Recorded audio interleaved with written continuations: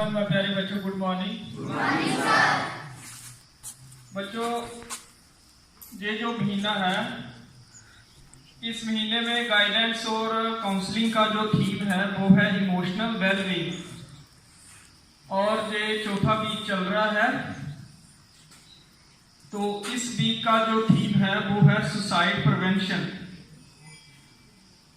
पिछले वीक में मैंने आपको मेंटल हेल्थ के विषय पर बताया था कि मेंटल हेल्थ में इमोशनल वेलबींग, साइकोलॉजिकल वेलबींग और सोशल वेलबींग आता है, और मैंने मेंटल हेल्थ को इम्प्रूव करने के टिप्स भी आपको बताए थे।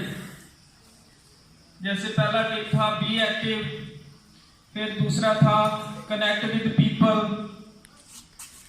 तीसरा था हैव सम मी टाइम, चौथा था चैलेंज योरसेल्फ,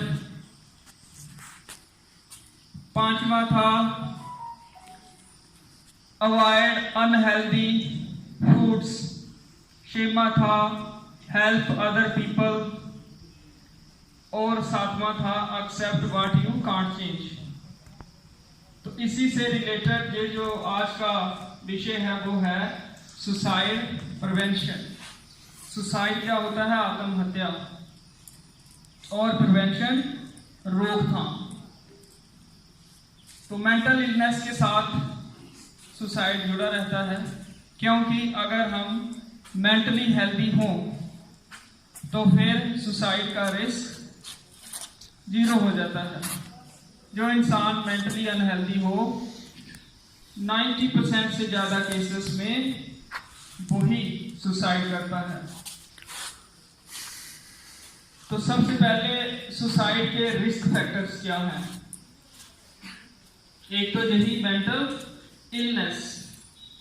मेंटल इलनेस में डिप्रेशन आ जाता है, कुछ मेंटल डिसऑर्डर्स होते हैं, जैसे आपने सुना शायद एक बाइपोलर डिसऑर्डर होता है, फिर एक स्किज़ोफ्रेनिया डिसऑर्डर होता है। तो ये अगर डिसऑर्डर हो इंसान को, तो उस इंसान को सुसाइड का रिस्क बढ़ जाता है, उसकी सुसाइड की टेंडेंसी बढ़ जाती है। दूसरा जो रिस्क फैक्टर है वो है सब्सटेंस अब्यूज। सब्सटेंस कौन से? जो अल्कोहल, ड्रग्स, इनका दुरुपयोग। अब्यूज मतलब दुरुपयोग। ये जो ड्रग्स हैं, अल्कोहल हैं, इनका यूज है दवाइयों में। आप जाते हो दवाइयों वाली दुकान पे, वहां देखते हो लिखा रहता है केमिस्ट एंड ड्रगिस्ट। लेकिन जब इंसान इन ड्रग्स का या अल्कोहल का मिसयूज करने लगे नशे के लिए, तो फिर ये सेहत के लिए हानिकारक होता है। इससे मेंटल हेल्थ डिग्रेड होती है, और फिर सुसाइड का रिस्क भी इसके साथ जुड़ जाता है। ठीक है। तो इसके अलावा और भी कुछ रिस्क फैक्टर्स हैं। तो जैसे किसी का कोई बहुत बड़ा नुकसान हो जाना, ये नुकसान इंसान के बिजनेस का भी हो सकता है, किसी का बिजनेस खत्म हो जाना, या किसी की नौकरी चले जाना, या कोई बहुत बड़ी मानहानि हो जाना इंसान की, या किसी प्रियजन का निधन हो जाना। तो ये भी एक रिस्क फैक्टर रहता है। ठीक है। इसके अलावा झगड़े होते हो अगर किसी के, खास करके पति पत्नी का झगड़ा हो या भाई भाई का झगड़ा हो, लंबे समय से ये चले, लंबे समय तक चले, तो सुसाइड का रिस्क इसके साथ जुड़ा रहता है। इसके अलावा हिंसा, चाहे मानसिक हिंसा हो या शारीरिक हिंसा हो, ये भी सुसाइड का रिस्क बढ़ाता है। ये कुछ रिस्क फैक्टर्स हैं। इसके अलावा वार्निंग साइंस, जो इंसान सुसाइड करने वाला हो वो कुछ वार्निंग साइंस शो करता है। अगर वो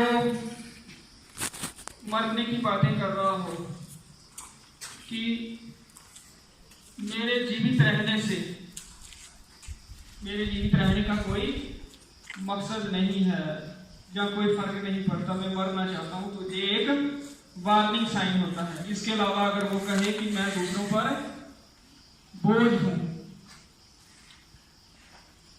ठीक है, तो ये भी एक वार्निंग साइन होता है।